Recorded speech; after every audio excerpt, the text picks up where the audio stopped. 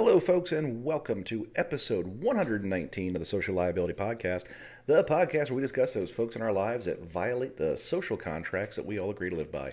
I am your host, The Raspberries, with my co-host, The Buck, bringing you new and interesting stories from the far reaches of the interwebs.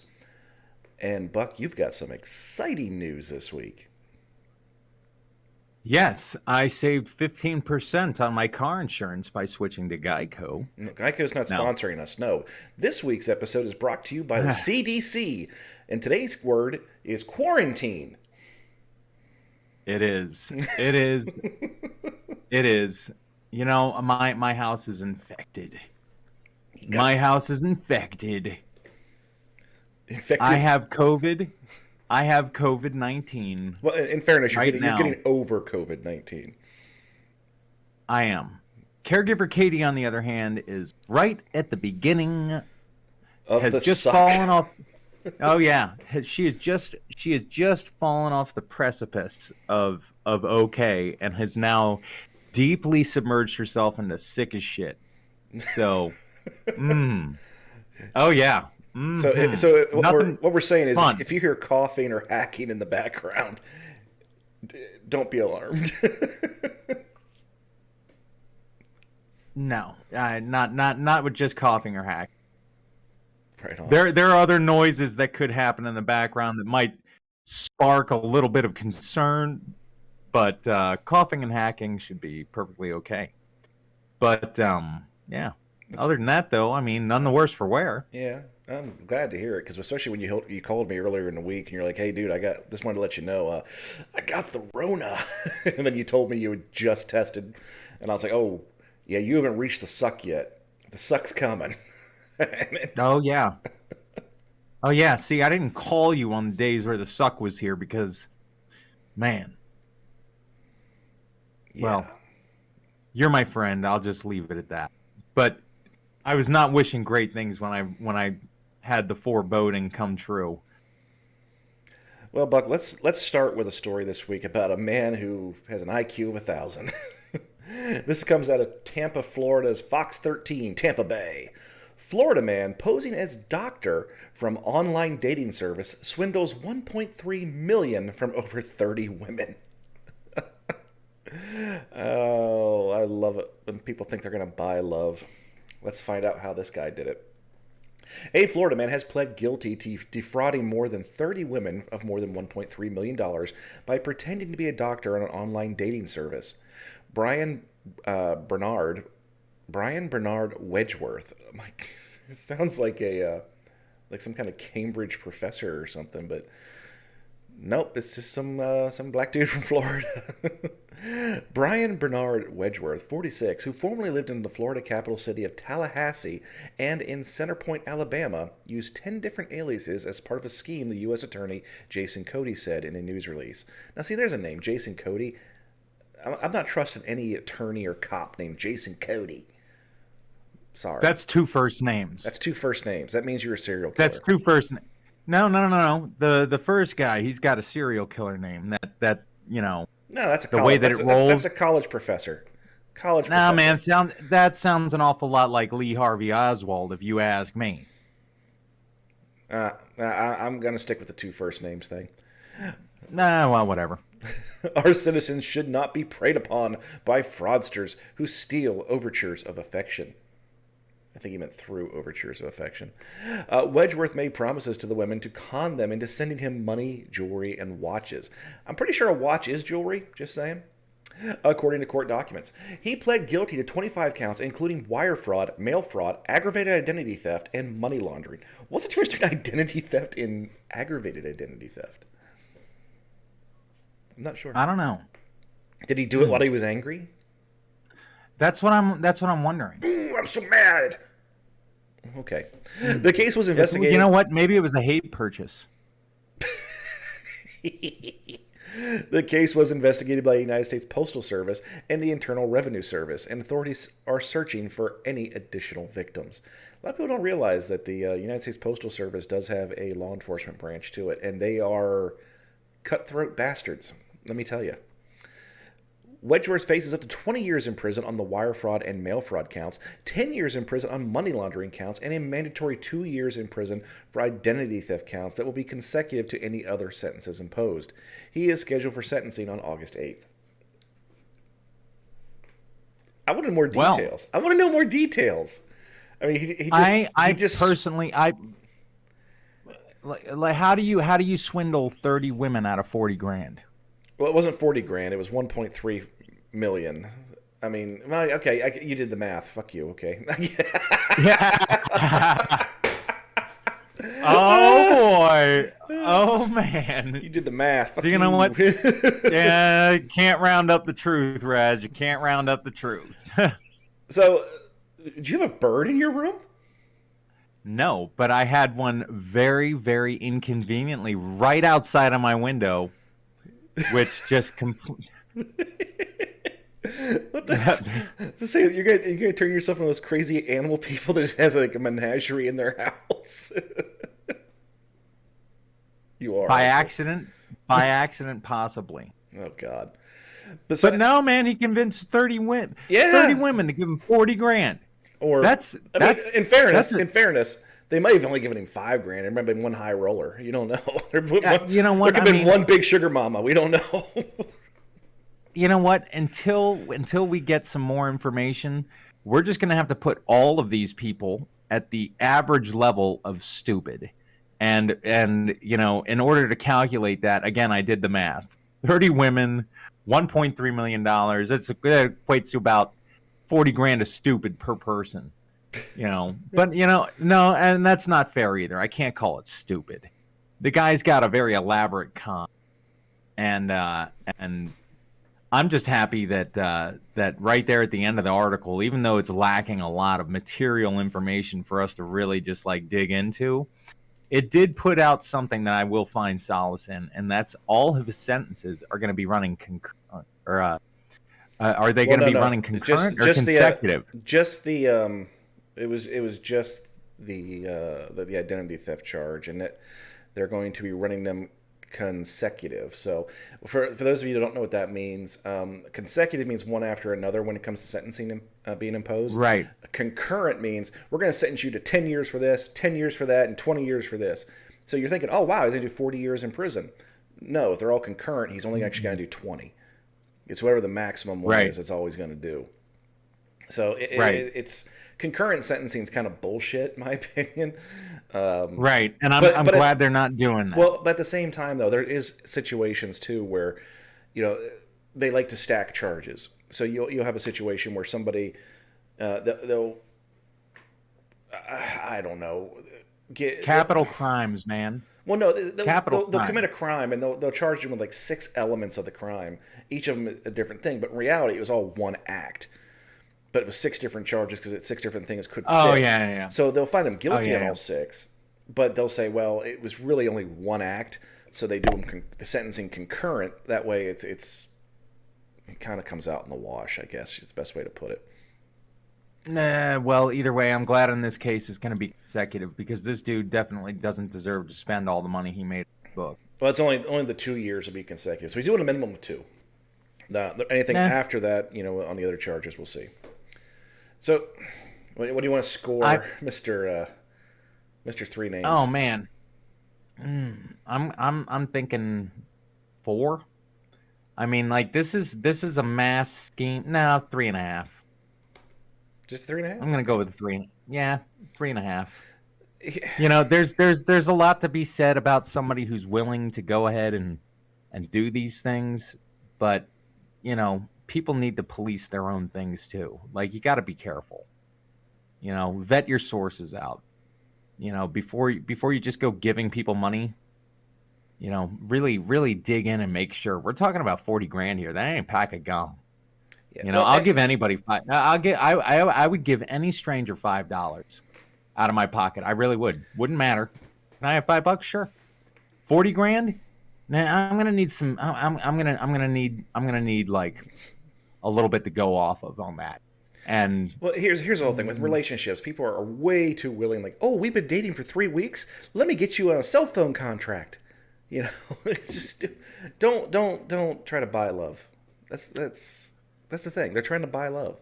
They're lonely. That's probably what he's doing. He's probably preying on women that are, I'm gonna guess, they're mid 40s, that are single, obviously, and they're not wanting to be alone, and so he's preying upon them, and that's because that's usually the MO for people that go after the online. Mm-hmm. And No, then I agree, but they're trying to, I don't want to lose this man, so I have to buy his love, and that's what he's preying upon. And he's not the only one. Those sites are full of people like that. Um, don't trust anybody online, folks. And if you're dating somebody, maybe realize you shouldn't be like spending absorbent amounts of money on them until you're like, I don't know, married. Just a thought. Anyway. Yeah. So, what do you think, man? I'm going with a 3.5. I'm going with a 3 only because, like, I'm sorry. I'm sorry, not sorry. I mean, right on. We'll just leave it there. We'll leave it there before we say something we have to apologize for. Right? Well, our next story comes from thebusinessinsider.com. Boris Johnson says people should work in person again because when he works from home, he gets distracted by cheese. Wow. Do you know who Boris Johnson is? An avid fan of, cheese? Other than that, no. Quite possibly, but he's the Prime Minister of England. Oh my. And And if you ever saw a picture of this dude, you'd be like, "Oh, I've seen that guy before," because he looks like every depiction of like crazy Gary Busey. His hair is like all over the fucking place. It's ridiculous. UK Prime Minister Boris Johnson calls for Brits to return to work in person because he's worried they'll get distracted by cheese at home. In an interview with the outlet Daily Mail, Johnson said he and others hack off a small piece of cheese instead of staying focused. My experience of working from home is you spend an awful lot of time making another cup of coffee and then, getting up, walking very slowly to the fridge, hacking off a small piece of cheese, and then walking back to your laptop, and then forgetting what you were doing. So I believe in the workplace environment. Broadly speaking, Johnson addressed the UK's cost of living and said that it is time to rejuvenate city centres by having people return to work in person. There's lots of people who disagree with me, but I believe people are more productive, more energetic, more full of ideas when they are surrounded by other people. I can tell you for certainty that is not the case for me. Johnson is not the first world leader to call for a national return to in-person working. In March, U.S. President Joe Biden made similar remarks, saying it's time for Americans to get back to work and fill our great downtowns again. No thanks. While some companies in the private sector are hoping to lure more people back in the offices, companies like Airbnb, Twitter, and Spotify have shifted into post-in-office futures, allowing permanent remote work for employees. I'll go work there. I'll tell you right now.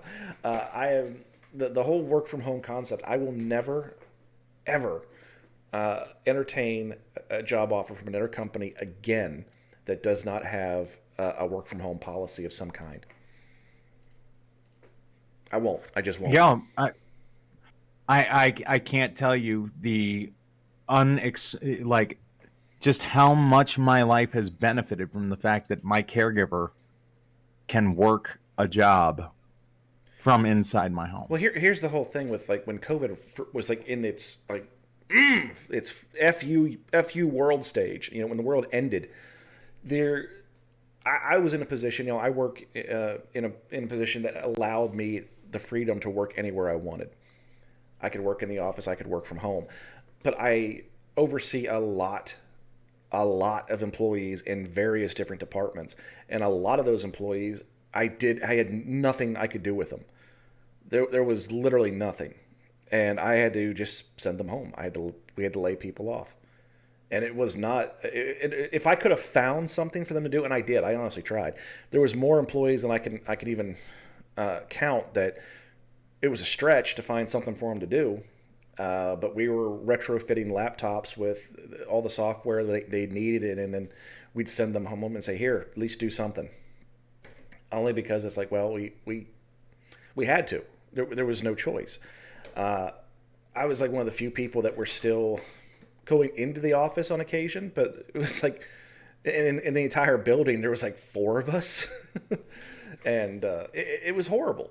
But here's the whole thing: studies have proven beyond a shadow of a doubt that yes, not all people have the capability or the responsibility to work from home. So that you have to do some vetting in your hiring process, but you are actually more productive at home. And when I was like, trying to explain this to people, like different shareholders that had something to do with it, I would, my best argument was always, there is an intrinsic value in being able to shit in your own toilet. There really is. There really is. There is a value to shitting in your own toilet. And here's the whole thing. Like when I'm in my office, people will just stop by my office and they'll just plop their butt down and start chatting about something. Or they'll want to complain, which I have no problem with. You want to come to my office and vent about somebody, if it keeps you from having a meltdown and having an altercation with that person, by all means, come in, vent. I'll listen. I'm a great listener. I talk a lot, though. But, so you have a lot of lost time that people, oh, well, you're at work. Well, just because I'm there doesn't mean I'm being productive. See, when I'm at home, if I get hungry, I don't have to, sit here and just be distracted by it. I can go get some crackers. I don't have to get up as early in the morning because I don't got to pack a lunch or do anything about that or worry about what I'm going to do for lunch, because I can just go get a glass of tea from the fridge. I can go get a bagel and I can keep working. And that's the best part. I've done many a conference call from my back porch. Let the dogs run around and I'm sitting there on an iPad or a tablet or a laptop. There is a value to it, and there's definitely people that will be more productive. I, for example, ended up working, more hours than I would have in my office because I kind of like, well, if they give me a call after hours, I'm more likely to take it and be on an extended call because, what, I earlier today while I was working, I also had a YouTube window up, so I feel kind of guilty. So, but it's if it's going to take a certain kind of worker, a person that actually feels an obligation to work. They don't. You're going to definitely have people that will do that slack off. They're going to say, "Oh, I'm going to clock in," and then you see all these hacks where you figure out how to get your camera to not work but show you as online. Then there was people actually selling a dongle which you put in your computer, made your mouse move every once in a while to make it look like you were active. There was a lot of stuff like that, and there's scam people in the world. There's shit people. That's just it. There's shit people in the world. And yeah, but you know what though? For every scam that there is to help you circumvent the work at home process, like being able to move your mouse and blah blah, I can tell you from personal experience that there are just as many ways to be to just be a complete fuck off at a workplace too. Like, oh yeah, there are just as many. Like, oh my gosh, like. That was part of the thrill of going to work for me, especially when we worked together in the prison. Like, come on, man. You know what? That's a job where you obviously can't work from home. But you know what? At the end of the day, at 3 o'clock in the morning, when you're bored and there's nothing else to do, one might argue that hacking off a slice of cheese and getting distracted while working at home is miles better than hiding in a water closet and banging on the pipes with your keys to scare all the inmates at 3 o'clock in the morning. I mean, like, I told him it was the chupacabra. and you know what? And it just so happens that I would sit there and scream like a freaking madman in Spanish inside those freaking water closets, and we would just freak people out all night long. You think that slicing off a chunk of cheese during your workday is distract? Come on, people! Like, I literally sat there and poked 30 to 40 bears all at once. Like all at once, just like willy nilly. I'm just gonna go in there and bang on it. Viene para tu alma. You know, it's like, oh, I come for your soul. Watch people cry. It's like, yeah. Like that's completely responsible way, like of utilizing your time while in the workplace. Working at home, completely bad compared to being able to be monitored and supervised by your employer in the workplace. There's no way that you could get anything by them. You know, oh yeah, no. Let the people work from home, Mr. Boris. You know, let them have the people want cheese. Let them eat cheese. See, that's when it's coming from a government official. Their whole argument is about getting people back and revitalize. That's right there. He showed his hand. Revitalize the downtown. No, they want people downtown so that they're paying for, taxis. They're paying for subways. They're paying for at restaurants to go to lunch. They're paying for a lot of those things that are dependent upon having a large number of people. And I get it. You're trying to do the best for your entire economy. I get that. I'm not saying that those things. You're trying to do the right thing, but your argument is just stupid. And there's and here's the whole thing. Like there's going to be companies. Microsoft figured this out. Hey, we're sending everybody home.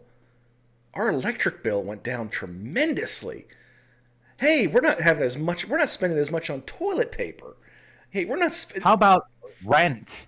Yeah, rent. So they're getting rid of these places and saying all we got to do is like a one-time investment in giving this employee a laptop. Fuck, let's do it. I mean, seriously. Well, another thing is like look at it like this, dude. You know, all the upkeep, all the everything. You know. It just makes sense from a dollar cost averaging standpoint to have your workforce be in a place where they have to pay their own fucking rent. Like, you know, they're like that. We get a tax write off. You know, take the square footage of your home that you use for your home office, and you can reduce the amount of that on your taxes. I mean, like it's a win-win-win. And as far as like revitalizing your economy and everything like that. Folks, we're in the 21st century. What did people do for their economy 150 years ago? You know, we had people running around on streets with shovels and buckets cleaning up horse shit. Okay? You know, we are evolving. Now we have cars. Well, guess what? You know, we've now kind of entered a stage in day-to-day life where we don't need to be polluting all of this space with our presence to just go to work. We can actually like start, you know, reallocating resources and, you know, making other positive steps due to the lack of necessity to keep all of these things up and running. You know, that what all I see here by him making the argument of sending people back to work is actually stymieing the flow of progress for the human race, you know, as a whole. Like, come on, dude, just jump on board, let people work from home, and figure out other ways to bolster your economy. You know, people got money; they're going to spend it. Businesses will adapt and overcome. That's what entrepreneurship is all about. People will adapt and overcome. And you know, if it means shifting your business to something else, then that's what it means. But you know, people that are working from home are still going to be looking for that outlet to get out and be away from the home. You know, once COVID, you know, wound down a point and we all were feeling comfortable enough with interacting with the public again, I was thrilled to go to a restaurant again. I love eating out. I love restaurants. I'm all about right now. Like now that Japan is opening back up to tourism, I am so looking forward to going back to Japan, spending 2 weeks eating my way across that country. I am going to. That's my main reason for going. There's definitely some sites I want to see. I want to hang around Kyoto. I want to go to Akihabara. You know, there's a couple different places I want to go, but I want to spend 2 weeks eating my way across that country. That's what I did in China for a month. I enjoyed the food. I'm going to do the same thing in Japan. Why not, man? But I mean, so, you know, what are we? I don't even know what to score this guy. You know, he's trying to do the right thing for his people. He's trying, and exactly. And I'm going to throw it out there. He's an older dude. The generation that is going to spearhead this whole changing of the work environment is not going to be the ones that were in the workforce 30 years ago. You know, it's the ones entering the workforce within the last 10 years or so that are going to be really like pushing this forward. I have a huge problem at my work because I come from an environment that was extremely technology based. If we could find any way to streamline anything with the technology, we did it. You know, we didn't, you know, everything that we could possibly do, we're gonna do it. Here, I deal with people on a daily basis that don't understand what email is. So you still have to fill out forms in triplicate? No, I don't have any triplicate forms, but that's because they don't want to spend the money on the form. So you have to, you know, make your own forms in Word and just print off multiple copies. Oh, okay. Well, you know what? At least you don't have the dot matrix printer running in the background. That's true. Anymore. But I do have a big giant printer on my desk. Just saying. You know, I don't. Hey, close the door, open the window. Bro, I was in my office the other day. Somebody said they wanted to have a meeting. They came into my office to tell me they wanted to set up a meeting. Okay, whatever. But I had my iPad sitting up on the desk, and I just said, you know, I'm not gonna say the term. I'm not gonna say the word. I'm gonna say like, hello, a virtual assistant, also known as hey, whatever it's called. I'm not gonna say because I don't want to trigger everyone's devices, but.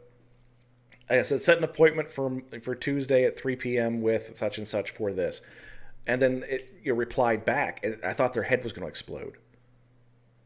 I thought their head was just going to explode. Is this something I'm like, okay, well, that's a thing. I have it.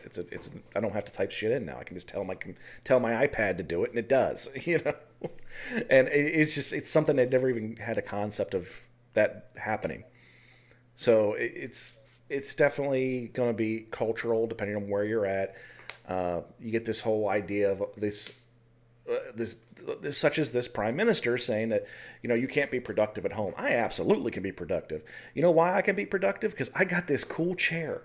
I got this awesome chair. I got this awesome desk. My computer is 30 times better than anything I have at work. I am so comfortable right here because I've made myself comfortable. And this is also something my employer doesn't have to pay for because it's mine. And let's not fail to mention the biggest benefit of working at home. Most of the time, you don't even have to put on pants. I'm not wearing pants. Nor am I, sir. Nor am I. But again, I don't work anymore at all. I've kind of like been boycotting pants for like, you know, the past 4 years since I had to permanently be chair. So, I mean, but whatever, you know, I can tell you what, you can sleep in a lot more when you don't have to worry about what your outfit looks like. Very true. And also just the fact that, you know, if I have to be to work at 6 a.m., I don't have to get up at 4:30, 5 o'clock anymore. I can get up at 5:45 to go in, take a leak, get a drink, sit down, and I'm at my computer. Yep. Yep. That's what it is. So we'll you know, I'm not scoring this. I'm not scoring this. He's trying to do the best for his economy. I get it. It's just a flawed way of thinking. It just is. You know, we'll move along. Yeah, we're at break. We're at break right now. We're at commercial break. If you're watching this on our YouTube channel, we're doing this live so I can avoid uploading. So we're just gonna go right into part 2 right about now. Or we're not. I gotta turn my camera off for a second. Hang on. Okay, and we're back for part 2 of episode 119. And we're going to go straight to your favorite website and mine, the Florida Free Press. And what's that mean, Buck? That means a Florida story. Ooh.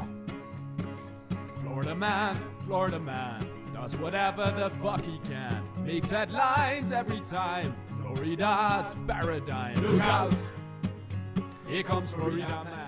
And I would say this comes Florida woman, but I'm looking at this picture and I'm having a hard time believing it. I'm having a real. Oh man, I'll tell you what right now, man. If Kurt Cobain were a fucking chick, that's what he would have looked like. That is Katie Cobain, right there. If you're not watching, when you hear this, us talking about this, do yourself a favor. Look up the story. Florida woman arrested stealing a second vehicle after getting the first one stuck in the sand. It's by the Florida Free Press. You'll find it, and I'm sorry. I'm pretty sure there's a mustache there. That's what I'm saying. You know, I honestly, when I submitted this article, you did, and when I rolled over it, I was like, no shit, that's Kurt Cobain. No, it's not. Oh my god, but that looks a lot. Is that Kurt Cobain? Like I had to do like a quadruple take. Did he fake his death?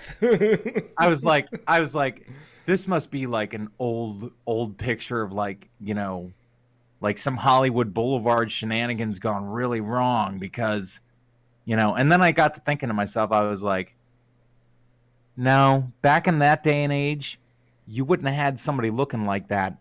They would have looked like they were strung out on heroin, not strung out on meth. So that's definitely not Kurt Cobain, but a very good look-alike. I would say so. Yeah. A Florida woman has been arrested after stealing a car, getting it stuck in the sugar sand, and then stealing a Nissan Titan to make up for the loss. The Indian River County Sheriff's Office has recovered 2 stolen vehicles and made the arrest, however. The recovery and the arrest happened earlier this week after authorities discovered a vehicle stolen out of Volusia County was stuck in sugar sand. While investigating the incident, the agency learned the second vehicle nearby had also been stolen. Deputies arrested Shauna Lee Alphonse, 39, of 19... I'm not going to say the address. May 16th. She told authorities she had fled to Volusia County in a black Chrysler 300, and then when the car got stuck in the sand on 41st Street in Indian River County, she took a Nissan Titan, which had the keys inside. An alert was issued for the Nissan Titan, and deputies spotted it near an IHOP and Motel 6 on State Road 60. They took Alphonse into custody without incident and returned the Nissan Titan to its owner. The Chrysler was taken back to the sheriff's office for processing. Alphonse is facing a local charge of grand theft auto and is in county jail in lieu of a $5,000 bail. Really? Charges out of Volusia County are possible as well. I mean, if you're really? Going to steal one car, you might as well steal 2, I guess. But $5,000 bail for grand theft auto—that's a little off, I think. But okay. Would you really call stealing a Nissan Titan and a Chrysler grand theft auto? Like, to me, it should just be theft auto. But call it however you want to call it. But mildly above average theft auto. Like, back there was a short period of time, about 6 months, where I was doing vehicle repossession, and the same vehicles that got repoed on a daily basis. If you looked at like the top 10 repoed vehicles, if you looked at the top 10 stolen vehicles, it was almost identical. It was almost identical every single week, You know what? I will bet that it's because repo guys, like, they take the car, the owner comes out, the car is gone, they report it stolen, and then the police are like, "Oh no, your shit's not stolen. You're just a deadbeat, and somebody took it back." Yeah. Like. If you when you repo a vehicle, one of the first things you do, and a lot of places they want you to do it beforehand, but I always refused because on more than one occasion we would call and say, "Hey, we're going to be going to this address and getting this vehicle," and one of 2 things would happen: either one, they put it on the damn radio and somebody would hear it on a scanner and say, "Oh, that's Jeff's car," or Jeff heard it himself. Jeff would jump in his vehicle and take off, or it was a friend of a cop, or it was a cop. Oh, God, I've had those on occasions, too. And then it becomes a whole big thing. And it's just like, it's not worth it. So we would hook the car, pulled around the block, then called the police. So this is what we took. Here's the VIN number. Here's everything like that.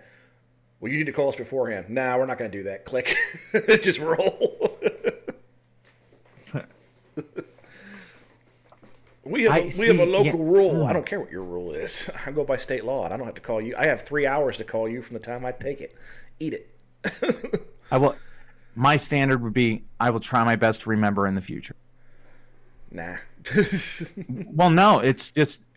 I had a cop. Well, I thought you'd try better to remember in the future. I tried my hardest to remember, and I just simply didn't remember. I'm sorry. Maybe next time. I had a cop pull me over in Harrisburg because I didn't turn the lights on my roof off. The amber lights, the ones that anybody can have on their car for any reason. He pulled me over because you're not towing a car. You can't have those lights on. I absolutely can. Write me the ticket. I would love to see you in court. Yeah. Mm-hmm. Either way, though, man. I'm giving you a warning. No, give me the ticket. Give me the ticket. I want the ticket. Please, give me the ticket. I asked for a supervisor because he wouldn't give me the ticket, and he wouldn't call a supervisor. He told me to get out of there. Buddy, I'll tell you what. You are a madman. I'd just be like, okay. Yeah, that's why I like you, though, man, because you buck back. Me, I'm just like, okay, I'll tell you I'll do what you want me to do, and as soon as you walk away, I'm going to do whatever the fuck I want anyhow, but as long as it makes you feel better to say that Buck agreed to it, you can go ahead and hang your hat on that nail. I'm going to do what I want, but, I mean, like, whatever. I've been in law enforcement quite a bit in my lifetime, and, I have no desire to go back to it, and mostly because of people that think they know the law and they try to enforce their feelings. Bring it, motherfucker. I am letting you know right now that if there were something that just like mystically, magically cured my disease tomorrow, the very first application that I would put in for a job is at the closest jail to me. I would go back to working in a jail in a heartbeat. But other than that, you come work for me. I would love. No, I want to go. I want to go to jail. I really do. I really do. I absolutely. And people think I'm nuts for saying it. It's I absolutely enjoyed working there. I absolutely did. Oh well, it's such a miserable place. It's like no. You look at everybody in there, and you just immediately set out the fucking accord. It's like, okay, fellas, I understand. I understand what's going on, and you don't want me here. And that's really just arbitrary. Like you're not in a position to get anything that you actually want. However, what I can tell you is that since we both have to be here, we absolutely do. In order for me to pay my bills and for you to pay your debt to society, we must be here. It will be so much easier if we just coexist. Let's not fight. Let's not argue. Let's not hash it out. Or, let's just get on. And you know what? 7 years working in a prison, I've only been assaulted twice. And one of them was a legit guy just having a bad day, and thanks to Raz, it really didn't turn into anything other than me getting sprayed in the face by the lieutenant. Johnny B. I had to talk to a state trooper. After that, they were like, "Yeah, we're gonna press charges on this guy for assaulting you." I'm like, "No, you're not. No, you're not. That guy, that guy just." The medical department messed up his meds. He's already been in a hole for a year and a half. Like, no harm, no foul. I would go back to working in a jail tomorrow. But as far as other law enforcement goes, I can agree with you. I wouldn't want that job. And as far as like Katie Cobain goes, stealing 2 cars, I think the only thing that would have made this better is if she would have just gone up to a hat trick and stole 3. And stole a police car from the police station. Yeah, I mean, like, You know, it's like if you're going to go down for Grand Theft Auto, it might as well be for the hat trick. Right? You know, why'd you stop at 2? Why'd you stop at 2? You could have just as easily tried to get your hit. With the more crime you commit, the more likely you are to get off on an insanity defense, too. So if you're going to go big or go home, man. Hold on, wait. Do you have the mug shot of this woman in front of you? I do. Yeah. With the right lawyer, I don't think the insanity plea would be even like that. That would be like shooting fish in a barrel. I think that's a very, very attainable goal. If somebody were shooting for it, and that was the horse you were going to put at the front of the gate, I think you could steal the race with that one. But I'm gonna give this person a. Were there drugs or alcohol involved? Doesn't say. Then I'm gonna have to go with a 3. Yeah, I'm going with a 3 as well. Our next story also comes from Florida. This comes from FloridaManHeadlines.com. And this is kind of like, dude's got some nuts on him. It's a short story. Florida man arrested after repeatedly calling 911 and asking them to arrest Joe Biden. This happens in Pinellas County. A Pinellas County man who called 911 to say President Joe Biden needed to be placed in jail was arrested himself, according to deputies. The Florida man, 29, of Palm Harbor, was arrested last Sunday for calling 911 dispatchers several times to say El Chapo needed to be freed from prison and President Biden needed to be placed in prison. Wait. Just go back just a hair. How old is this person? 29. No. When I submitted this, when I read the headline and I put this through, I was like, this is going to be a great old guy story. Nope. Oh, man, I was way off. 29 years old. Okay. Let's hear. Tell me more. Dispatchers told FM, Florida man, his comments were of non-emergency related, and he was asked not to call 911 unless it was an emergency. They gave the guy a chance! Shortly after, the Florida man called 911 and talked with the call taker about the exact same issue. Deputies were then dispatched to the Florida man's home in Pearl Harbor, where they asked the man why he called the emergency line for a non-emergency. The Florida man told deputies El Chapo needed to be freed and President Biden needed to be placed in prison. The Florida man was arrested for misuse of wireless 911 systems to report a non-emergency and non-criminal matter. Deputies said the Florida man called the 911 phone line approximately 3 times. What do you mean approximately 3 times? Was it 3? That is somebody who barely passed a report writing class. Yeah, never be exact with your numbers, whatever. 3 times within a 1-hour time period. Bond was set at $150. Documents indicate alcohol may have been an influence in his decision. No shit, Kung Fu. Oh. All right. There's a little information, but a lot to unpack there. Go on. I mean, the floor is yours. 29 years.